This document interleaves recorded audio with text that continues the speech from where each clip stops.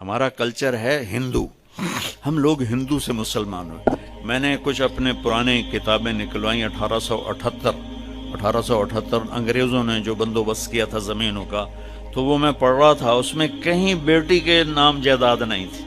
ساری بیٹوں کا نام شفٹ ہو رہی تھی، ساری بیٹوں کا نام شفٹ ہو رہی تھی، کیونکہ ادھر مثلا اس پیپر ہمارے خاندان آ رہا ہے، اس پیپر پہ ہندوؤں کا آ رہا ہے، تو دونوں طرف میں نے دیکھا بیٹیوں کے نام کچھ بھی نہیں تھا، ساری زمین یہ فلاں کی، اس سے آگے فلاں کے بیٹے کو منتقل ہو گئی، وہ کوئی دھیاں تو ہون گیاں، بیٹیوں کے نام کچھ نہیں ہے۔ تو اپنی بہنوں کو جب میرے نبی نے فرمایا جس کو اللہ نے 2 بہنیں دیں یا 2 بیٹیاں دیں، اس نے ان کا حق ادا کیا اور ان کو عزت کے ساتھ ڈولی میں بٹھایا، تو اس پر جنت واجب ہو گئی، وہ جنت میں داخل ہو گیا۔ تو اپنی بہنوں کو اب حق دو، اپنی ماں کو، باپ کو، بھائی کو، یہ ان سے کہتا ہوں اپنے بھائیوں کو عزت دیں، احترام دیں، اپنے گھر کی فضا کو محبت والی فضا بنائیں، اور محبت کی فضا بنتی ہے جب اس زبان پہ قابو پایا جاتا۔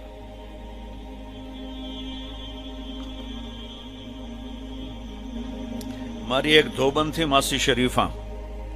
مر گئی 1980 میں، 1985 میں۔ وہ آئی میری بہن کے پاس کہ بی بی میری نوواں بڑیاں لڑدیاں، ماشاءاللہ خود شیرنی آئی، لڑدی آپ آئی، تو میریاں نوواں میرے نال بڑا لڑدیاں، میں نے کوئی تویز دے ساریاں میریاں نوکر بن جاویں، میرے اگو کس کرنا نہیں۔ تو میری بہن نے ایسے ایک الٹے سیدھے بنا کے نا نقش رول کر کے اس کو دیا، کماسی شریفہ اے تویز ہے، جداں تیری لڑائی ہومن لگنا اے تعویز تو دن دیٹھ دب کے تے بہ جاؤنا، چک مار کے بانا، تعویز ڈھان نہیں دیونا، جو رہ گیا تیری خیر نہیں۔ اب اس نے کیا اس کا منہ بند کیا۔ ایک ہفتے بعد وہ آئے، بی بی تو بڑا چنگا تعویز دیتا ہے، تو میری ساری لڑائی مک گئی۔ کیوں؟ ماسی شریفہ چپ ہو گئی، ماسی شریفہ چپ ہوئی تو ساری لڑائی مک گئی۔ 3 بچیوں سے کہتا ہوں یہ تعویز مجھ سے لے لو، ہمارا سسرال بہت ظالم ہے، میں دکھ سے کہہ رہا ہوں، ہمارا سسرال چاہے وہ دیندار ہوں، چاہے وہ نمازی پرہیزگار ہوں، چاہے وہ دنیا دار ہوں، آنے والی بچیوں کو وہ عزت نہیں دی جاتی جو کہ میرے نبی نے فرمایا۔